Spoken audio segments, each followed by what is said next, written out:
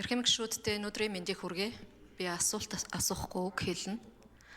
Transparency International олон улсын байгууллагын хийсэн судалгаагаар энэ авилгын төсөөллийн индексээр нэлээд дээгүүр дэлхийд ирмэлэгдэж байгаа улс орнуудын энэ авилгатай тэмцдэг байгууллагынх нь удирдлага их тогтвортой ажилладаг юм байна. Дунджаар нэг 10 жил. Энэ индексээр нэлээд сүүл мушигж байгаа улс орнуудын авилгатай тэмцэх байгууллагын удирдлагууд маш ойр ойрхон солигддог ийм судалгаа гарчээ. Монгол улс авилгын тухай хуулийг анх баталсан цагаас хойш 11 жилийн дараа энэ авилгатай тэмцэх байгууллага байгуулж ажилласан. Энэ байгууллага байгуулагдаад өнөөдөр 18-19 жилийн нүрийг үзэж байгаа. Эхний 12 жил дөрвөн дарга ямар нэгэн шалтгаанаар солигдсон байдаг. Сүүлийн 6 жил дашдаа дарга бас үр дүнтэй ажиллаж байгаа гэж үзэж байгаа. Бид ер нь Монгол улс авилгатай тууштай доктортой тэмцэх тэмцэлэл бидэнд чухал байгаа. Сүүлийн 5-6 жил Монгол Улсын засгийн газар оюутны сайд бас манлайлж энэ чиглэлээр тодорхой ажлуудыг санаачлаг хэрэгжүүлж байгааг авилгатай тэмцэх газрын хамт олон бас үр дүнг нь гаргаж яваа гэж боддгийг. Бид их том үр дүн хүсэж байгаа юм л да. Манай нийгэмд 20-30 жил богшчихсан энэ авилгын суур эдээгээ нэг 5 жилийн дотор шахаад гаргачих байсан юм шиг л үр дүнг нэхэд байгаа. Дийлдэхгүй эрх мэдэлтэй, мөнгөтэй, улс үндэстэн дамж амьдарсан ийм бүлэг этгээдүүдтэй болцсон улс шүү дээ манайх. Маш урт гартай, маш олон салаа мөчөртэй. Тэгэхээр энэ асуудалтай тэмцэхэд биднэрт тогтвортой бодлого, тогтвортой удирдлага, тогтвортой ажиллагаа хэрэгтэй л гэж ойлгож байна.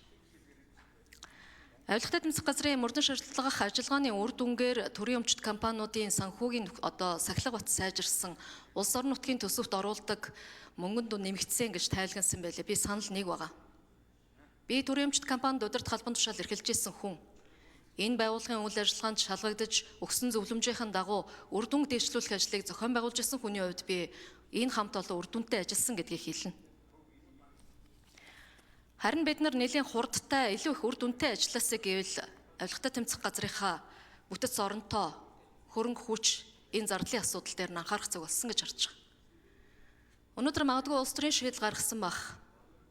Бараг 400 бүтээмжийн менежер, хяналтын менежер, төрийн өмчт 123 компани томилогдож байна гэж байгаа. 5-6 сая төгрөгийн цалинтай хүмүүс. Тэгвэл энэ авилгатай тэмцэх асуудлынхаа үндсийг улс төрийн намууд, улс төрчид бид өөрсдөө эхлээд манлайлаад явъя л та. Энэ 400 ажилтныхаа 200-г нь ядаад авилгатай тэмцэх газар оронтойтой цалинтай нөхцөлд тийм төсөв байгаа юм бол. Тэгэх юм бол харин тэр нэг төрийн өмчт компани дээр нэг хүн хяналт тавих гэж, нэг хүн бүтээмж дэвшлүүлэх гэж очихоос чинь илүү их үр дүн авилгын индекс бууруулсан асуудлууд чинь харин гарч ирэх байхаа гэж ингэж бодож байгаа.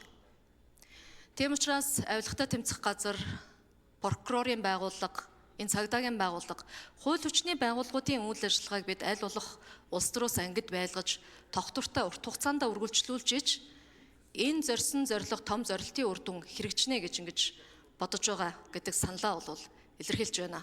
Ингээд дашдаа дараад бас амжилт хүсье.